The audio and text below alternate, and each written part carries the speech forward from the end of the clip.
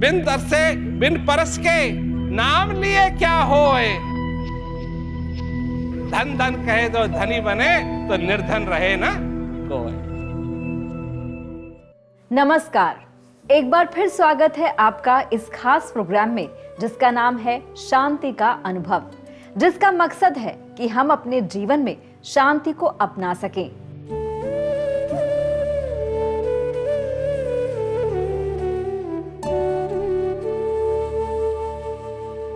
शांति का अनुभव के इस सफर में हमारे मार्गदर्शक हैं प्रेम रावत जी, जिनसे हमने अभी तक ये जाना कि शांति क्या है और हमारी जिंदगी में इसकी क्या जरूरत है। आज के इस सफर में हम जानेंगे कि शांति सिर्फ एक शब्द नहीं है। शांति सिर्फ चर्चाएं करने, भाषण देने और गुणगान करने की चीज नहीं है। सबसे जरूरी बात यह है कि शांति हमको जीते जी महसूस होनी चाहिए। बिन देखे परखे बिना नाम लेत क्या होई। धन धन कहे धनी बने, तो निर्धन होए न कोई। बिना देखे, बिना अनुभव किए, बिना परखे, बिना परसे अगर सिर्फ नाम ही रटने से सब कुछ हो जाता, तो सभी लोग कहते धन धन धन धन धन धन धन धन धन धन, और सभी अमीर हो जाते। गरीबी का नाम ही नहीं रहता। धन धन कहने से कोई धनी नहीं होता, उसके लिए मेहनत करनी पड़ती। ये कोई कहे कि मेरी फसल फसल फसल फसल फसल फसल फसल करके फसल पैदा नहीं होगी। और मनुष्य के साथ भी यही बात है कि अगर वो अपने जीवन के अंदर शांति चाहता है, तो शांति शांति शांति शांति शांति शांति शांति कहने से शांति नहीं होगी। उसके लिए एक मार्ग अपनाना पड़ेगा, उसके लिए कोई विधि करनी पड़ेगी, उसके लिए कोई ऐसी चीज ढूंढनी पड़ेगी जो सचमुच में हमको शांति का अनुभव करा सके।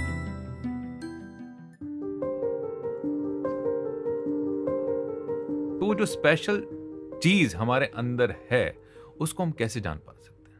नहीं, ये आपने बहुत अच्छी बात कही, क्योंकि ये मूल में बहुत समस्या है लोगों के साथ।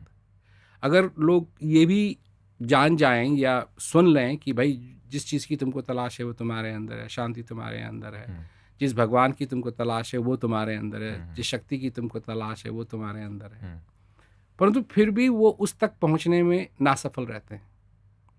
क्यों? क्योंकि बाहर इतना उनको अट्रैक्शन है, मेरे को ये बनना है, मेरे को ये करना है, मेरे को ये करना है, मेरे को ये करना है।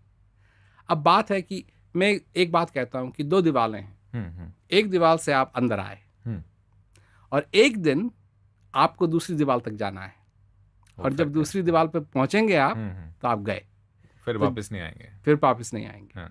तो इन दो दीवारों के बीच में सारा शो है, आपका शो है, आपकी जिंदगी है। आप क्या कर रहे हैं? आप कर क्या रहे हैं? मैं रेडियो जॉकी। आप रेडियो जॉकी नहीं हैं। हाँ, आप मनुष्य हैं। हाँ, ये आपकी जिंदगी है। बिल्कुल। आप सांस लेते हैं, हाँ। आप देखते हैं, आपके एम्बिशंस हैं, आपकी होप है।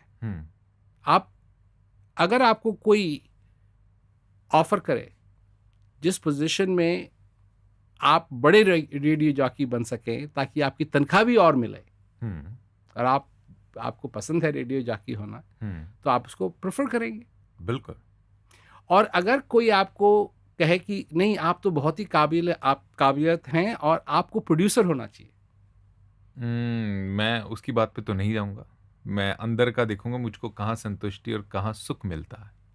परंतु वो जो सुख और शांति की बात आप कर रहे हैं, जो सुख की बात कर रहे हैं, वो कह रहा है कि आपको मैं 4 गुना तनख्वाह दूंगा, ट्राई कर लो।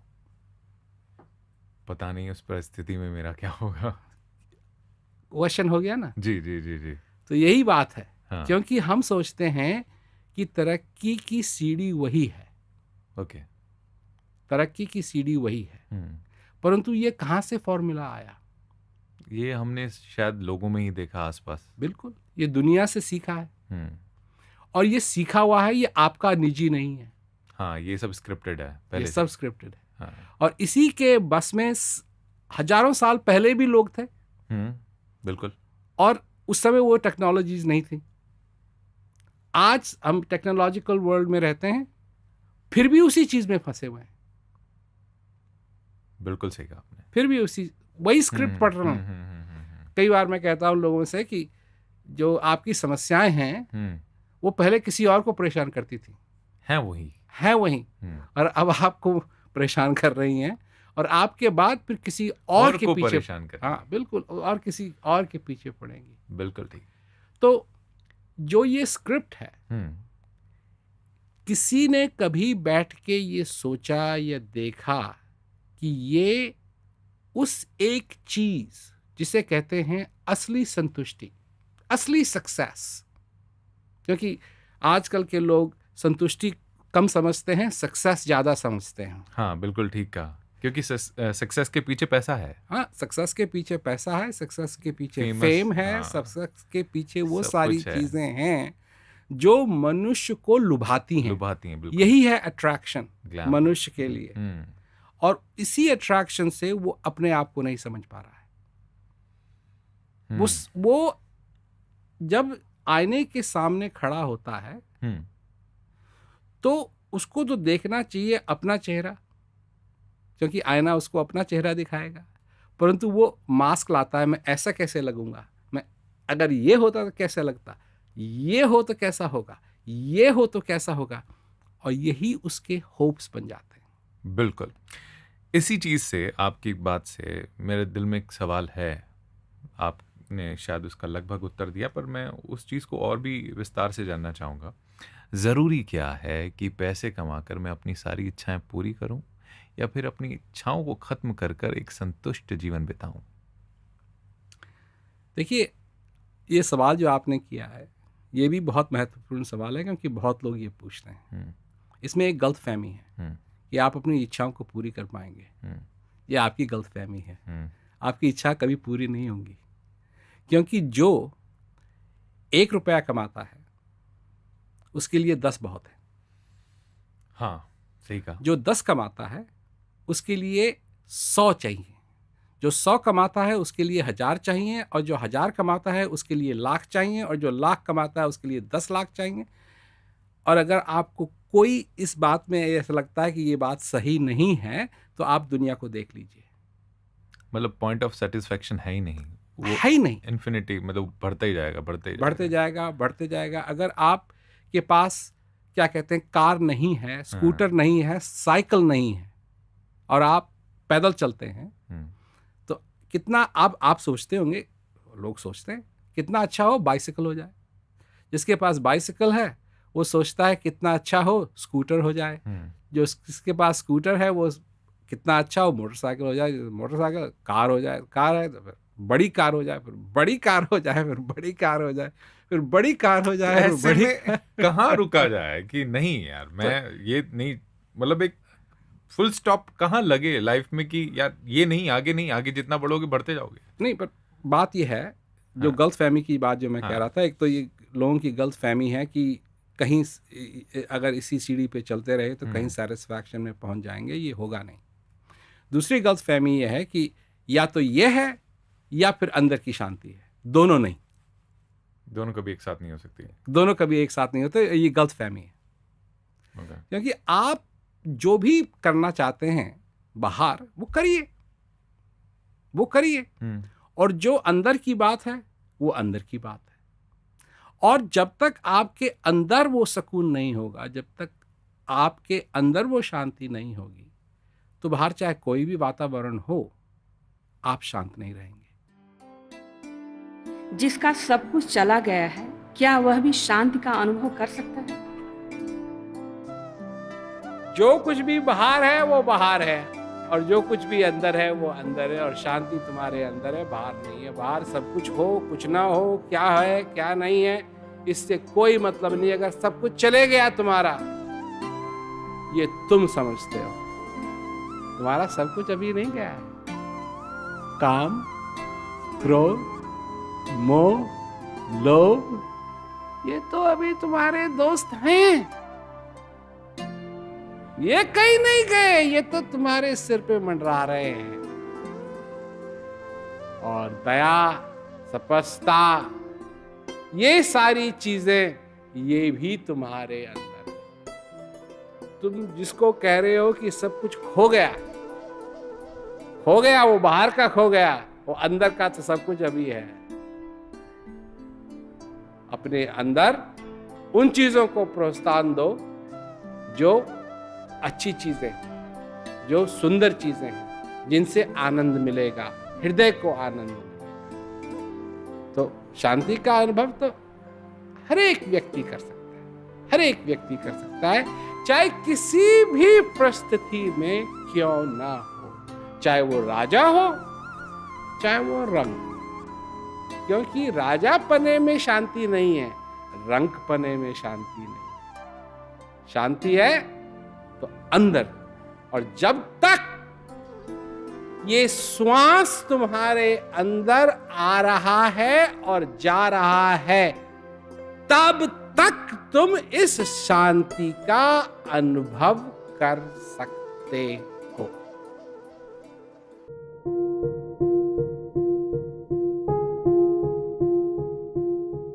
क्वेश्चन ये घूमते थे कि हम क्यों आ रखे हैं, ये दुनिया क्यों चल रही है, क्यों ये फर्ज वर्ज या ये जो सुख दुख आदमी की दौड़ क्यों है, ये सब है ना, चाहिए चुहिए जो भी होता है, ये जो इच्छाएं हैं, तो आखिर क्या साबित करना चाहता, कौन है इसके पीछे, ये एक बहुत बड़ा वो था। तो अशांत होता था माइंड। जब बोला शांति संदेश, प्रेम रावत जी का शांति का संदेश, मैंने कहा भाई ये तो सुनना पड़ेगा, देखना पड़ेगा क्या है।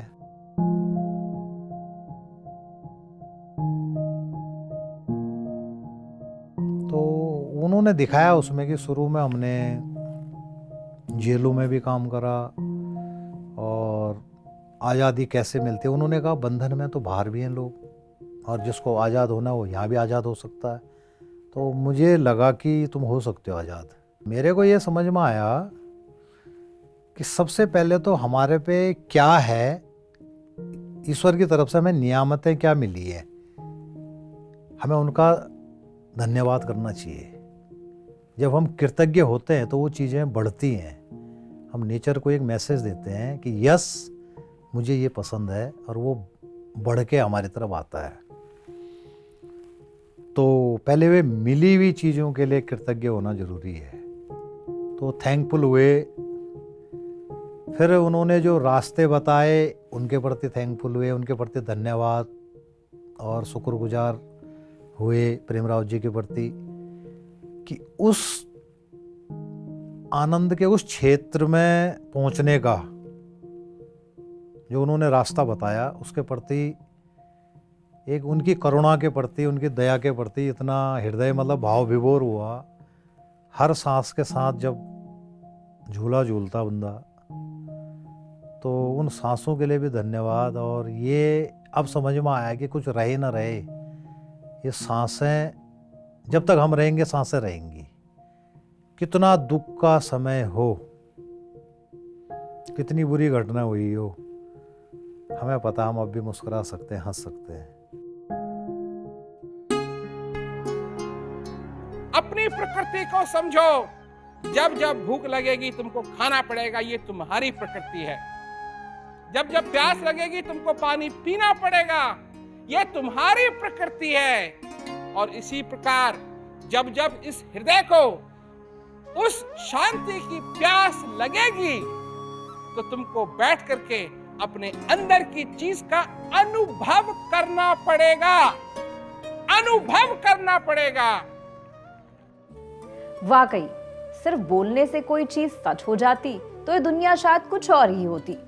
जैसे पानी को सामने रखने से प्यास नहीं मिट सकती और खाने को सामने रखने से भूख, उसी तरह शांति की इच्छा करने और शांति शांति बोलने से वो हमारी जिंदगी में आ नहीं सकती।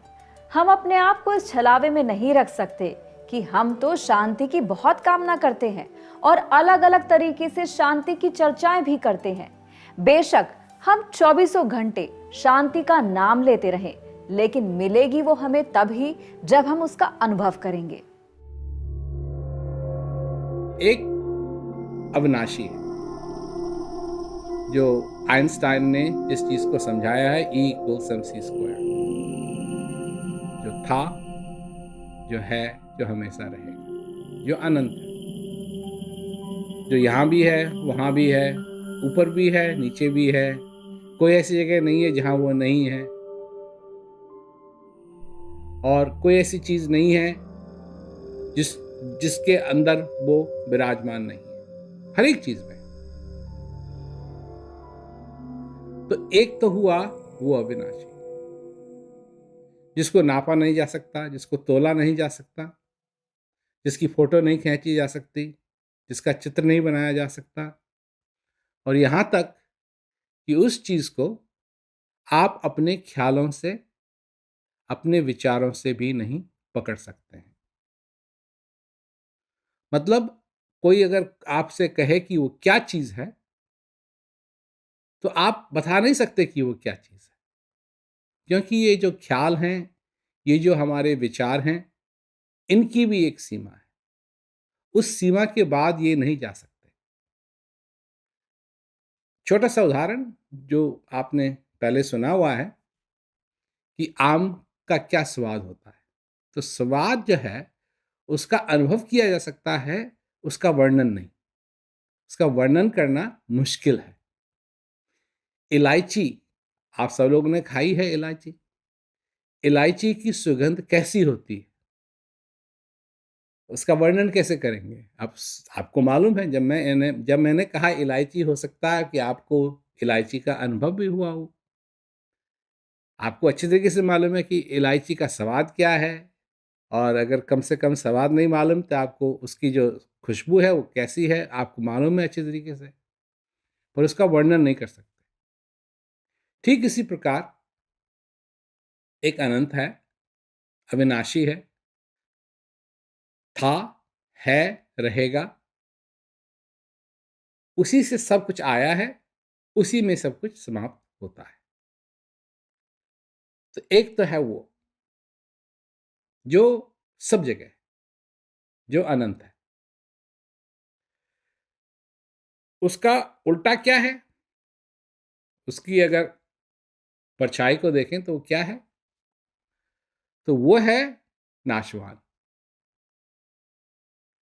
जो नहीं था, अब है, और आगे नहीं रहेगा। तो एक चीज जो सब जगह है, एक चीज जो सब जगह नहीं है। एक चीज वो जिसका कभी अंत नहीं होगा, एक चीज वो जिसका अंत होगा। तो इन दोनों की मैं बात क्यों कर रहा हूं? वो इसलिए कर रहा हूं कि ये जो समय है, जिस समय में आप जीवित हैं, ये एक ऐसा समय है जब आप सुनते हैं कि ये जीवन है, ये आपकी जो जिंदगी है, ये सब कुछ ये जब ये चीजें सुनते हैं तो पता नहीं क्या क्या आपके मन में क्या क्या बातें आती होंगी। ये मेरा जीवन है, आप अपना चेहरा देखते होंगे, अपना नाम सुनते होंगे, या कुछ ऐसे ही विचार करते होंगे, जो आपकी नौकरी है, जो आपका परिवार है, जो आपका मकान है, जो आपकी जिम्मेवारियां हैं, जो आपकी समस्याएं हैं, जो कुछ भी आपकी ज़िंदगी के अंदर होता है, उसके बारे में हो सकता है आप सोचें। परंतु ये जो संयोग है, ये कुछ ऐसा है कि इस संयोग में वो जो अनंत है, वो जो अविनाशी है, और ये जो नाशवान है, ये दोनों मिल गए। मिल तो जरूर गए हैं, परंतु नाशवान अभी भी नाशवान है, और अविनाशी अभी भी अविनाशी है। क्या हुआ है? ये अपने में ही एक चमत्कार है कि अविनाशी जो नापा नहीं जा सकता, जो अनंत है, वो एक ऐसी चीज के अंदर आकर बैठ गया है, वो एक ऐसी चीज में समा गया है जो बहुत छोटी है। अनंत नहीं है और जिसका नाश होगा। इसे कहते हैं मनुष्य। ये हैं आप, ये हूं मैं। ये जो आप बाहर देख रहे हैं, इसका नाश होगा। ये नाशवान है। और इसके अंदर क्या बैठा है, कौन बैठा है? इसके अंदर बैठा है अविनाशी, जिसका कभी नाश नहीं होगा। जब तक ये है तब तक एक मौका है। और मौका क्या है कि ये जो अविनाशी है, इसको ये नाशवान इसका अनुभव कर सकता है। इसको पकड़ नहीं सकता है, इसको खींच नहीं सकता है, इसको पकड़ के काबू में नहीं रख सकता है, क्योंकि इस शरीर का ही नाश होगा। तो जब नाश होगा तो फिर दोनों की दोनों चीजें अलग हो जाएंगी। जो अविनाशी है वो कहाँ जाएगा? वो तो वही है जो जा नहीं सकता कहीं, वो यहाँ भी है वहाँ भी है। और ये जो नाशवान है, ये नाशवान शरीर और नाशवान चीज़ों में जिनसे बन के ये आया है, उनमें जाके समा जाएगा और उनसे एक हो जाएगा, फिर नहीं रहेगा। ये जोड़ जो बना है, ये वो जोड़ नहीं रहेगा, वो अलग हो जाएगा। तो इसकी जो संभावना है कि वो ये नाशवान शरीर, इसमें रहते हुए आप उस अविनाशी का अनुभव कर सकते हैं। ये बात है। ये है आपकी असली जिंदगी, ये है आपकी एग्जिस्टेंस, ये है आपकी लाइफ, ये है आपकी संभावना, ये है आपकी शक्ति। और अगर ये आपने कर लिया तो आपका सक्सेस यही है, आपकी सफलता यही है। शांति संभव है, और संभव ही नहीं, ये मेरे जीवन में संभव है। शांति का अनुभव के इस सफर में हम अपने आधे पड़ाव पर खड़े हुए हैं, जहां हमने ये सीखा कि शांति के अनुभव के बिना शांति की सारी जानकारी, शांति की सारी चर्चाएं अधूरी है। प्रेम रावत जी ने अब तक शांति को एक बहुत ही सरल विषय की तरह समझाया है। अब तक हमने ये समझा कि शांति का एहसास करना कितना जरूरी है, लेकिन शांति का अनुभव कैसे किया जा सकता है, इसके बारे में जानेंगे अगले भाग में। तो मिलते हैं अगले भाग में, तब तक के लिए दीजिए इजाजत। नमस्कार।